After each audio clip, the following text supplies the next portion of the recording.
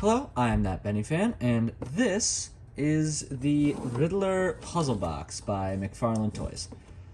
I was lucky enough to get my hands on this, and in this video, I am going to show you how to solve it and how every mechanism in this box works. So to give a brief look at the outside, the front has two little latches and a drawer. The right side has a number keypad. The back has these four little knobs. And the left side has a slot and a bank vault.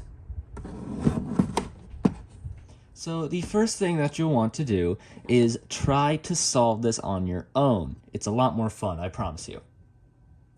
If you're too lazy to do that though, the first thing you're going to want to do is move to the back of the box and notice that out of these four question marks, this one is different. Pushing down this knob reveals that this is a key. Now, it's not very obvious what you're supposed to do with this, but you'll notice that if you move it on the top, this tile sticks to it because this is a magnet. Removing that tile, you can slide these up, push this button, which opens the lid. You'll see that there's symbols that correspond to numbers. The first piece of your batarang, a card, and a newspaper clipping. The card reads, "Welcome friends to your very own puzzle box, made by me, the Riddler. To continue, you'll need to phone some friends. Forget the bats, call the birds and a cat, and start with your oldest friend first. Success is just a few clicks away. Good luck, EN." You will also notice that on the back, there are these four symbols, which correspond to these symbols, which correspond to numbers. Now, the newspaper clipping and the card correspond to the clue to the puzzles on either side of the box. You can do these in any order, but I believe I'll do the newspaper clipping first. So, this newspaper clipping, you can read it if you really want to, but it's not important. It's a newspaper clipping of the Batman's first outing. On the back, it says, "To open the vault, you must have the heart. Dial the year when the Bat got his start." The year when the Bat got his start is the publication date of this newspaper, 1939.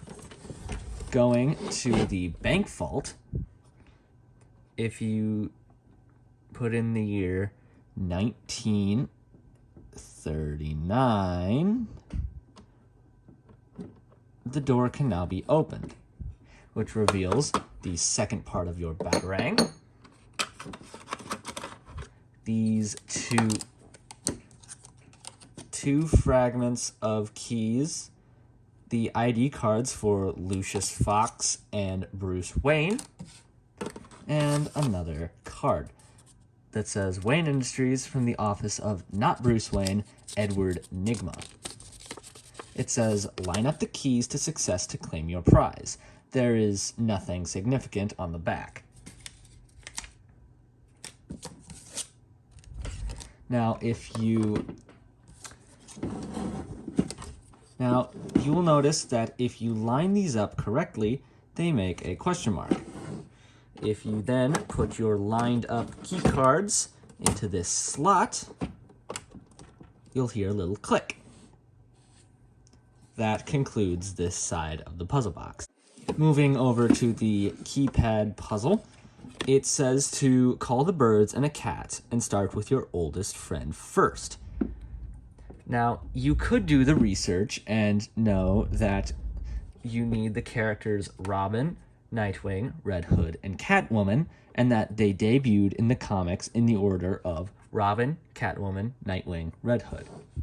Then you would use their symbols on these numbers to find that your code is 3694.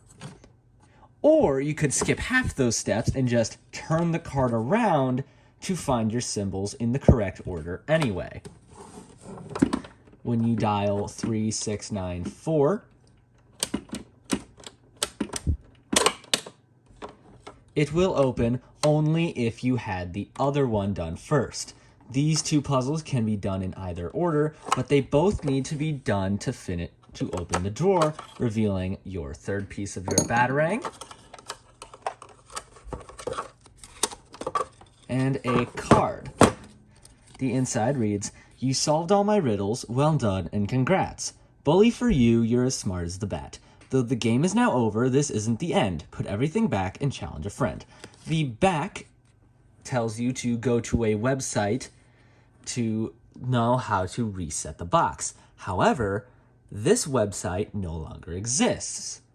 It doesn't work if you try to use the QR code, so I'm going to tell you how to reset the box. Before you reset, you can choose to put your Batarang together. You just simply slide them in, and the pieces are held together by magnets, and you have your Batarang. It's pretty cool. You could display it if you want, or you could put it back in the box and tell someone else to try to fix it. So, you take one of the wings. It doesn't matter which. These are essentially the same piece. You take one of the wings, and you put it in here. You put the end card on top of it or below it. It doesn't really matter. You make sure your key cards are removed and that you have pressed 0 on this box.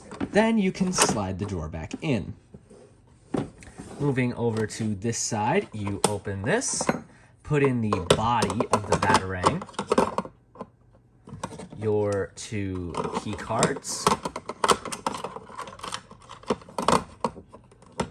your line up the keys note from Wayne Industries, and you shut the door and put it back onto any number. It doesn't really matter. I tend to prefer to set it to 0. Next, you take your Season's Greetings card, put that on the right side, take your newspaper clipping, put that in on the left, and put your Batarang piece in there. Then you close the lid, slide this back down, take your tile and line it up like so, move to the back, and reinsert the key. And now it's ready for another person to do this, or you can try it again. Now that we're done playing with it, let's take it apart and see how it works. So this is what the inside of the box looks like. As you can see, this is the mechanism for the key cards. This is the vault, the knobs on the back, the dial, and this is the drawer that slides out. Let me give you some up-close looks. The knob is pretty simple. It's just a little spring that holds it in place. Push that down, this little latch lets loose, and your key comes out. The lid of the box is incredibly simple. It just has a magnet to hold the tile in place. The little tiles that slide are just on a little slider, and the button moves this little lever with an edge on it that pushes this little slope here to move the latch to open the lid. Very simple mechanism, very basic. The tray that the clues on the inside of the box sit on is very simple. This strap is held on by a screw, and there's a little hole here for the latch of the lid to clamp onto. If you were wondering what these 2 little white things are on the front of the box, they are purely for decoration. There is no mechanism attached to them. I believe they are meant to represent the 2 latches that keep this drawer shut. The vault door is actually a very simple mechanism. When you turn the knob, it turns this wheel here that is flat on one side. So when that aligns with the notch 39, it is flat like this and does not catch on the lip of the door, and the door can be opened. This is the mechanism for the key cards. As you can see, it is in 2 parts. Now, the reason you need two parts is that when you insert the left side in, you can open this flap, but you cannot actually touch this little hook here that unlocks the drawer. To do that, you need the other key, which cannot just be slid in there very easily. So they need to be lined up like so that you can hit both things at the same time. The number pad is actually somewhat interesting. As you can see, each number has a little point on the end of it. When you push these, for most buttons, it does nothing. But if you push the right buttons, it will advance this little bar with these 3 hooks. Pushing 3 advances by 1 hook, then 6 by the next, by 9, and then 4, which hits this little metal plate, which I believe does nothing other than make a sound. It makes a little clicky sound to let you know that you've done the right thing. After a couple button pushes, because it can be a little iffy, it opens the drawer. And to reset this mechanism, all you do is push 0.